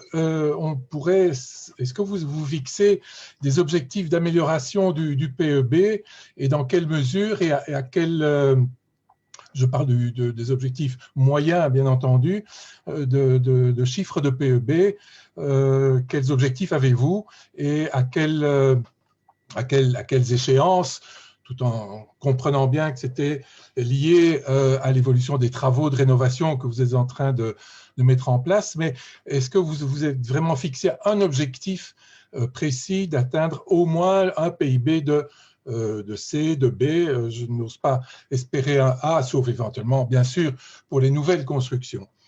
Ça, c'est le premier point. Est-ce que je continue pour je pense qu'il vaut mieux répondre point par point, c'est plus facile, sinon on risque d'oublier. Monsieur Loers, bonjour. Donc, je réponds à votre première question. Tous les nouveaux logements sont PEB-B. Tous nos logements qu'on construit actuellement, s'ils ne sont pas PEB, s'ils ne sont pas B, on ne peut pas construire. Donc, tous les nouveaux le sont. Et justement, pour le plan de rénovation dont on va décider ici au mois de décembre, entre 70 et 100 logements sur Ixensaar, l'objectif de la région wallonne, nous aurons des subsides si, après rénovation, le logement atteint la catégorie B.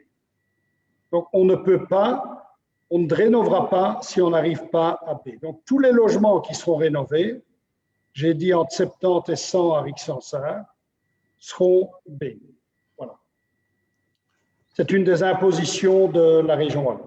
Et donc, c'est bien votre objectif. C'est bien votre objectif. Ah, mais c'est pas un objectif, c'est une imposition, M. Loers. Si nous n'avons pas, si notre auteur de projet ne s'est pas démontré que nous serons en PEBB, nous n'aurons pas de subside sur ça. Oui, mais ça, ce sera catastrophique si à ce moment-là, la rénovation ne se fait pas. Loers, vous pourriez continuer vos questions, s'il vous plaît. M. Loers, il faut faire confiance aussi. Donc, la région wallonne va approuver les projets. Nous avons des projets, nous avons des auteurs de projets qui sont en train de faire des analyses et ils vont démontrer qu'avec les travaux que nous allons faire, nous serons en PEB, en catégorie B. Voilà. D'accord. C'est bien. Il faut être volontariste dans ce genre de choses, je crois. Alors, j'en viens à la deuxième question, M. de Manet. Là, ça concerne aussi les nouveaux logements que vous avez en projet, notamment sur Ixensaar, il y en a pas mal. Sans subside, comme vous l'avez rappelé et bien expliqué la raison. Alors là, ma question est la suivante. J'ai vu que si ces logements sont sans subside, en fait, ce ne seront pas des logements sociaux. Ce sont des logements, je crois, qu'on peut qualifier de moyens, dont j'ai bien... Non ? Des logements publics. Des logements publics. Mais dont, si j'ai bien lu, dans votre rapport, le conseil d'administration de notre maison a décidé que les loyers seraient de 15% inférieurs au prix du marché. Oui. Est-ce que vous ne trouvez pas que c'est un objectif qui est quand même un peu maigre pour Ixensaar? Je parle de l'objectif de loyer, compte tenu de la pression immobilière dont vous parliez vous-même pour Rotigny-Louvain-la-Neuve, mais qui est tout aussi présente à Ixensaar. Et aussi compte tenu du fait que les loyers du marché à Ixensaar sont au moins 50%, voire plus, supérieurs à la moyenne wallonne. Donc, ces 15% me semble, pour des ménages à revenus plus modestes, vraiment le minimum. D'autant que, si je comprends bien encore, vous construisez sur des terrains qui soit vous appartiennent, soit vous sont concédés, notamment par la commune. Et que donc, je ne me comprends pas comment il n'est pas possible, tout en gardant l'objectif de l'équilibre financier, je comprends bien, j'entends bien, d'arriver à des loyers un peu plus modestes en regard de la demande. Je ne vais pas citer, c'est vrai que la politique du conseil d'administration dans les logements sans subside, c'est 15 à 20% en dessous du loyer pratiqué dans la commune. Mais je vous ai dit que le loyer moyen était à 250 € par mois à notre maison. À 250 € par mois, c'est impossible de construire. Donc, on arrive à... Monsieur Loers, parler de 250 €. Non. Monsieur Loers, je vous ai laissé parler, laissez-moi aller jusqu'au bout. Donc, pour construire un logement aujourd'hui, nous arrivons à notre maison à construire une maison 3 à 4 chambres de l'ordre de 150 160 000 €. 150 160 000 € sans les abords. Et donc, voilà. Et donc, l'idée avec les logements publics, et Madame Lebon, qui est vice-présidente, peut vous le dire, et si vous avez lu le rapport, je pense qu'il est annexé dans le rapport du réviseur, sur les 50 logements sans subside que nous avons dans la société, nous avons une plus-value de 10 000 € sur une année. Donc, ça veut dire que par mois, ce n'est pas grand-chose. Donc, l'idée de ces logements-là, c'est de les donner en location aux futurs locataires à prix coûtant. L'idée n'est pas de faire du bénéfice avec ces logements-là, hein. Mais on ne construit pas pour 0 €. Donc voilà. Si on peut construire, si on peut les louer 30% moins cher, pour autant que, c'est vrai qu'avec ça, je sais que les loyers sont élevés. Et donc, si on parle d'un loyer de 1 000 €, peut-être qu'on pourrait le louer à 600 700 €. Mais croire qu'on va faire des logements sans subside au prix du logement social, ce n'est pas possible. Merci, M. Demeret. Je crois qu'il y a un moyen terme à trouver qui ne se situe pas au niveau du loyer social. Je n'ai jamais parlé d'y pratiquer des loyers sociaux. Je n'ai jamais parlé de ça. Vous me répondez sur ma proposition est simplement que vous envisagez de réduire ces loyers par rapport au loyer du marché à Rixensart. 15%, ça reste encore pour des ménages modestes. Eh bien, compte tenu du prix du marché, ça reste encore élevé. Monsieur Loers, je vous réponds simplement que l'idée du conseil d'administration de notre maison que je représente aujourd'hui, mais je pense qu'ils me suivent tous, c'est de dire qu'on ne fait pas de bénéfice avec ces logements-là. On ne fait pas de perte non plus. Voilà. Est-ce que je peux vous demander, Monsieur Loers, de poser votre autre question, s'il vous plaît, si vous en avez encore une, parce qu'il y a d'autres questions. Et après ça, j'ai terminé, Madame Lebon. Merci. Juste aussi pour les projets de nouvelles constructions, est-ce que notre maison envisage d'une façon ou d'une autre la construction de toutes petites maisons, de ce qu'on appelle les tiny houses, qui peuvent être des solutions assez bon marché et qui peuvent convenir à certains types de ménages et qui pourraient être une solution justement à ce problème de prix de revient dont vous parlez, et à des loyers, évidemment, qui seraient à l'avenant, c'est-à-dire vraiment intéressants. Est-ce que vous avez déjà envisagé des projets en ce sens? Honnêtement, aujourd'hui, non, mais je peux vous dire que notre maison est attentive à tous les nouveaux projets, à toutes les nouvelles idées. Donc, personnellement, je ne connais pas le projet dont vous parlez. Honnêtement, je ne le connais pas, donc je ne vais pas dire je le connais, on n'en fait pas. Mais le problème, si le projet est viable et tout ça, on est à l'écoute. Donc voilà, n'hésitez pas à nous envoyer ce genre de projet, s'il y a déjà des initiatives et tout ça. Oui, absolument. Il y a des initiatives chez certains de vos collègues, d'autres sociétés de logement service public. On en fait état dans le dernier numéro du logement, la revue du logement, les échos du logement, qui vient de la Société Wallonne du Logement. Et il y a là toute une série d'exemples de nouveaux projets qui vont dans ce sens. Regardez ce numéro et vous verrez… Je ne vais pas le regarder, mais je vais le regarder. Nous sommes à l'écoute un peu de… Je me demande si ce n'est pas la Sambrienne, mais je ne suis pas sûr. Je ne suis pas sûr.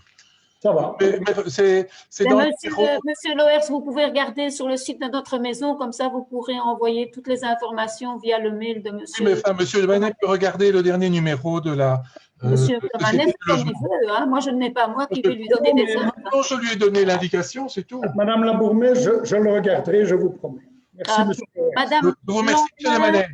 Madame Lamblin, Madame Petit-Burguin avait demandé la parole. Madame Lamblin. Oui, merci Madame la bourgmestre, je vous remercie de me donner la parole. En fait, je voulais intervenir au tout début, plus ou moins en même temps que Monsieur Châtel sur le Fontasnier. Et donc, vous avez plus ou moins répondu à toutes les questions que je me posais aussi. Effectivement, je me posais essentiellement la question du calendrier parce que les moyens ont été dégagés par la région Wallonne. C'est une très bonne nouvelle qui nous est venue de la région Wallonne et que vous nous confirmez ici. Et la bonne nouvelle, c'est aussi de vous entendre dire que vous entendez éventuellement faire des rénovations au Fontasnier et notamment les châssis, etc. Et c'est vrai que, ayant été sur le terrain, j'ai aussi pu constater qu'il y avait quelques dégradations à ce niveau-là. Et donc, je voulais savoir peut-être plus précisément si vous aviez une idée du calendrier vraiment et des modalités pour ces travaux précisément. Et alors, j'ai une autre question, mais c'est une question vraiment que je lance comme ça, mais à savoir si au CPS même, des permanences étaient organisées. Parce que j'entends qu'il y a une permanence qui est organisée à la régie de quartier, donc ça c'est très bien. Et je voulais savoir si vous aviez déjà songé au sein même du CPS à mettre en place des permanences. Mais bon voilà, Gaëtan, je t'écoute sur ce sujet, je n'ai pas du tout la réponse et donc c'est une pure question de curiosité. Okay. Je vous remercie. Donc, Madame Lamblin, bonsoir. Sur votre première question, de mémoire, mais je ne suis pas... Donc, l'aide sur les rénovations fait partie du plan de relance de la région Wallonne. Et de mémoire, les bons de commande, donc tout ça doit être passé à notre conseil d'administration avant le 31 janvier 2021. Et les bons de commande aux sociétés doivent passer avant, j'hésite, entre le 30 septembre 2021 ou le 31 octobre. Donc, ça doit être des travaux qui doivent être réalisés très vite parce que l'idée de la région Wallonne, c'est justement de remettre toutes les entreprises au travail. Donc, ça va aller très vite. On va commencer à voir les résultats de ces plans de rénovation fin 2021, mais début 2022, on sera dedans. Donc, c'est dans un objectif plus ou moins d'une année. Alors, monsieur Demanet dit très vite. Ça a l'air, c'est vite pour les entreprises, enfin les institutions publiques, mais c'est lent pour... Oui, je sais, mais dites-vous bien, donc, il faut faire l'état des lieux, il est fait, il faut lancer des cahiers des charges, il faut rédiger des cahiers des charges, il faut demander des offres aux entrepreneurs, il faut analyser ces offres, donc voilà. Mais les bons de commande, donc après toutes ces étapes-là, les bons de commande de mémoire doivent être signés avant septembre 2021, avec chaque fois l'accord de la tutelle, chaque fois une décision du conseil d'administration. Donc, c'est quand même des étapes administratives assez importantes. Je peux vous dire que pour une société, pour un montant de 12 à 13 millions, c'est un boulot énorme. On est en train de recruter un peu pour l'instant, parce qu'avec nos équipes actuelles, on n'y arrivera pas. Ça, c'est la raison pour laquelle il faudra un bon plan de communication entre les étapes. Oui, tout à fait. Mais ça Anne-Françoise vous a dit qu'au niveau... Et alors, la deuxième question de Mme Lamblin, au niveau des permanences, donc, il n'y en a pas au CPS. Aujourd'hui, il y a une permanence à la régie de quartier et il y a une permanence au Georges Marchal, donc, qui ont dû être supprimées à cause de la crise du Covid. On n'a jamais envisagé, et dans aucune des communes, on le fait au siège du CPS. C'est à réfléchir, mais donc voilà, on n'est pas opposé, mais on ne sait pas non plus multiplier le nombre de permanences. Voilà. Madame Petit-Burguin. Désolée, Patricia, je peux juste me permettre, mais j'ai présidé un CPS, mais c'était avant vous faisiez des permanences au CPS. Hein?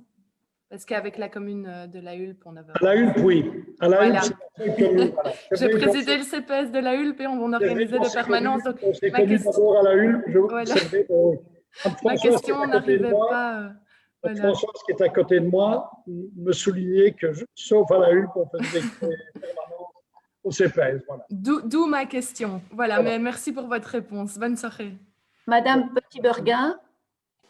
Oui, bonjour. Bonjour, Monsieur Demanet. Je voulais en profiter, notamment, je rebondis sur l'élément que vient de signaler Anne. C'est en effet, une de mes questions, c'était le calendrier, donc merci d'avoir répondu.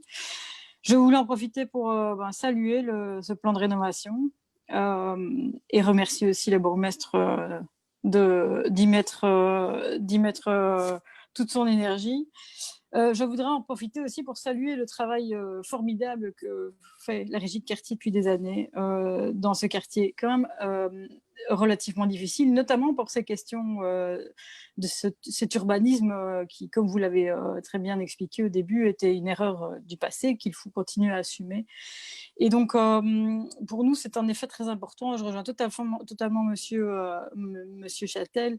C'est cette problématique. Et il n'est pas qu'une question de logement, mais clairement d'urbanisme, d'aménagement du territoire. Et donc, vous en avez parlé, c'est d'un aménagement du quartier. Et donc, dans ce cadre, j'aurais aimé avoir plus d'éclaircissements sur éventuellement les projets à venir, mais là, c'est conjointement avec le collège, probablement. S'il était possible de nous revenir avec plus d'éclaircissements sur le projet, les différents projets sur Aix-en-Serre et Genneval. Et alors, j'avais un point particulier, une question par rapport à l'espace qui se trouve près du potager partagé. Il y a encore là un espace sportif, en fait, qui est complètement de Guingois. Et j'avais posé la question à l'échevin Grégory.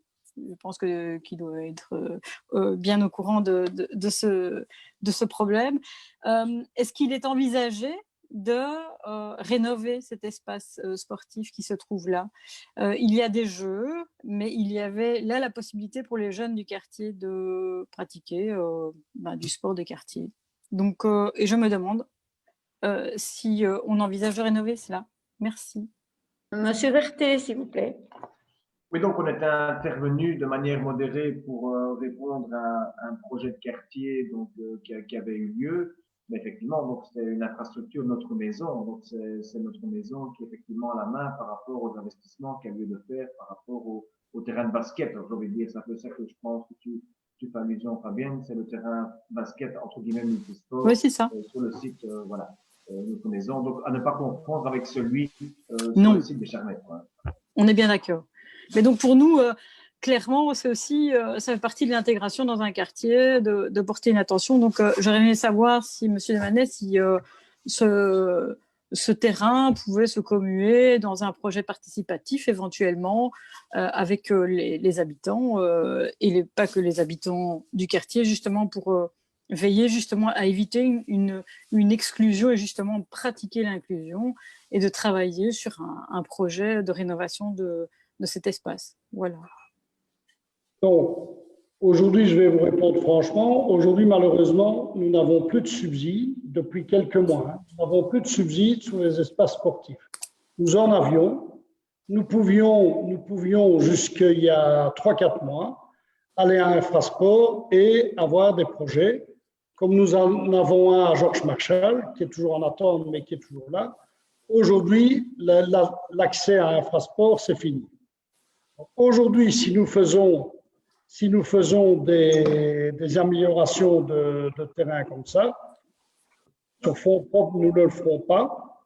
Je vous explique pourquoi. Parce qu'on pense qu'il vaut mieux d'abord investir dans l'isolation, dans la rénovation des logements. Donc aujourd'hui, si on ne travaille pas, moi je ne suis pas contre le fait que notre maison mette de l'argent, mais il faut que la commune suive. On ne fera pas tout sur fonds propres. C'est impossible. Moi, je voudrais quand même insister et rappeler qu'il y a un terrain multisport aux Charmettes qui se trouve à un jet de pierre, mais un tout petit jet de pierre d'ailleurs, du Fontasnier et qui est quand même fort utilisé par les jeunes du quartier. Donc, on ne peut pas dire qu'il n'y a pas de terrain multisport dans ce quartier-là. Oui, je le conçois, Madame la bourgmestre, mais d'un autre côté, si on veut redonner de la circulation, et permettre aux jeunes des deux côtés, et comme vous le savez, le terrain des Charmettes est, comme vous l'avez dit, fort occupé en temps normal, hors Covid. Et donc, il est normal, vu ce quartier qui est quand même dense, d'y prévoir en tout cas une activité sportive. Et on le sait très bien que ce terrain est un enjeu aussi pour les jeunes du quartier. Donc voilà, j'insiste. Mais voilà. Ok, Monsieur Vertet. Monsieur Desmanet, est-ce que vous faites allusion au nouveau projet de subventionnement du ministre Cruc? Non. Non, je ne. À quel niveau? Je ne comprends pas bien votre question, Monsieur Vertet. pour les subventions d'infrastructures sportives de quartier? Donc, avant, les sociétés de logement avaient accès à Infrasport et par rapport aux communes, on avait 10% en plus quand il y avait une implantation sportive qui était implantée dans une cité sociale. On avait plus d'argent qu'une commune. Ça, c'est fini. Les subventions sont toujours possibles ou pas? Aujourd'hui, non. Via les sociétés de logement, non. Via les communes, oui. Nous autres, c'est fini. Mais via les infrasports, oui. La commune, via Infrasport, oui, mais plus les sociétés de logement. OK. Et c'est depuis 3-4 mois, depuis l'été.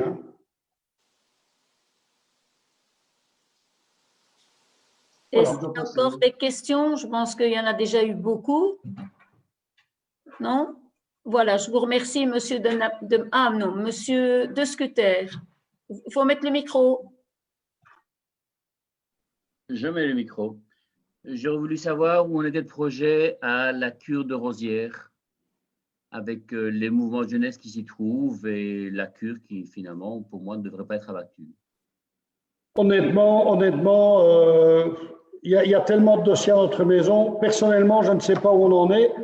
La bourgmestre peut peut-être dire plus que moi. Je veux bien vous revenir demain ou après-demain, mais je pense qu'on a le permis. C'est pour les chemins du logement qui pourra répondre. J'en ai parlé lors du dernier conseil avec la déclaration de politique du logement. Donc, le dossier de la cure de Rosières, qui est un des dossiers que j'ai cités dans les projets qu'on a avec notre maison, est un dossier très abouti et donc les travaux devraient démarrer au printemps de l'année prochaine, je dirais, avec encore une petite imprécision sur le calendrier. Comme tu le sais, Michel, on poursuit en parallèle la construction, le projet de construction des locaux des mouvements de jeunesse. C'est Grégory Vertet donc, qui suit ça de près aussi, pour reloger les louveteaux et les baladins qui se trouvent dans les annexes de la cure. Je rappelle, parce que tu parlais de la démolition de la cure, que le bâtiment principal n'est pas démoli et ce sont les annexes qui sont totalement, je dirais, inoccupables et qui ne sont plus en état et qui ne représentent pas non plus elles-mêmes d'intérêt architectural, qui seront démolies. Et à côté de ça, évidemment, la construction de logements à droite de la cure et rénovation interne de la cure pour le logement du curé et pour la petite salle de réunion paroissiale qui se trouve à l'intérieur. Je suis tout à fait d'accord pour ce qui est des bâtiments annexes qu'il faut abattre parce que là, c'est complètement pourri. Mais c'était pour être sûr qu'on garde malgré tout une plaine de jeux pour les mouvements de jeunesse qui me semble pour moi être très important.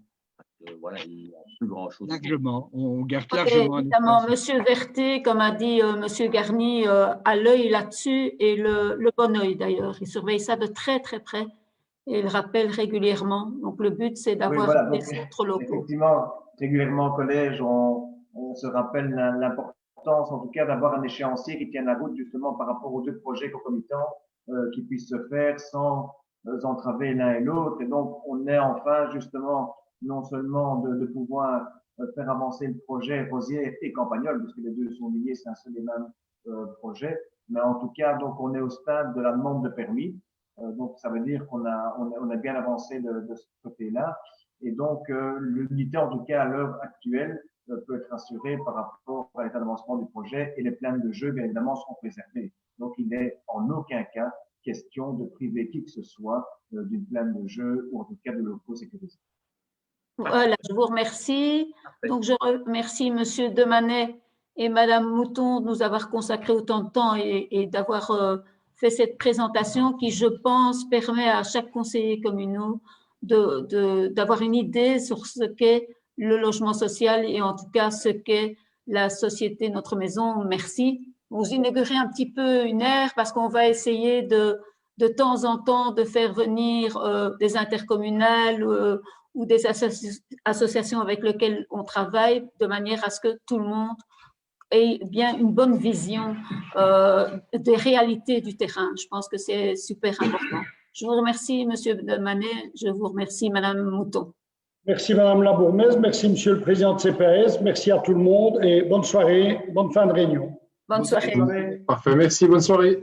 Alors, je vais revenir sur les synergies. Donc, il y avait, je pense, Monsieur Dive qui voulait intervenir. Vous avez la parole, Monsieur Dive. Et puis, il y avait quelqu'un d'autre et je ne sais plus qui c'était. Monsieur Châtel, voilà.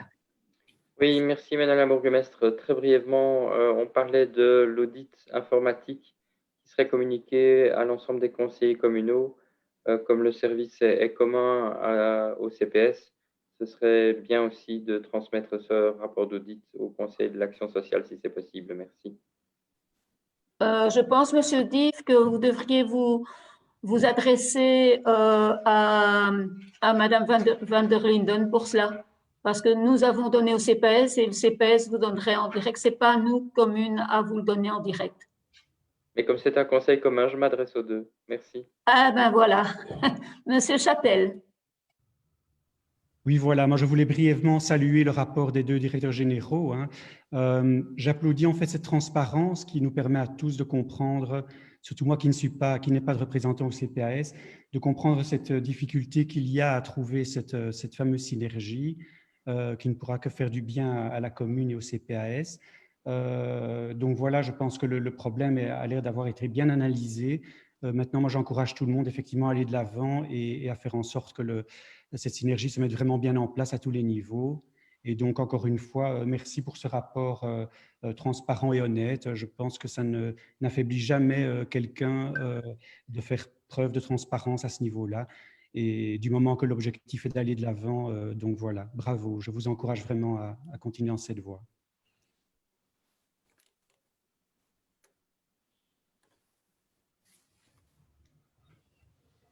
Catherine de Troyer. Le micro, Patricia. Patricia, ton micro. Oui, voilà, excusez-moi. Je pense qu'on a fait le tour. Je vous remercie. Je vous souhaite une bonne soirée. Je souhaite aussi une bonne soirée aux personnes qui nous suivent via Facebook et au prochain conseil communal qui aura lieu le mercredi 25 de ce mois-ci. Voilà, merci beaucoup. Au revoir. Merci. Bonne soirée à tous. Bonne soirée, merci. Au revoir. Bonne soirée. Merci à tous.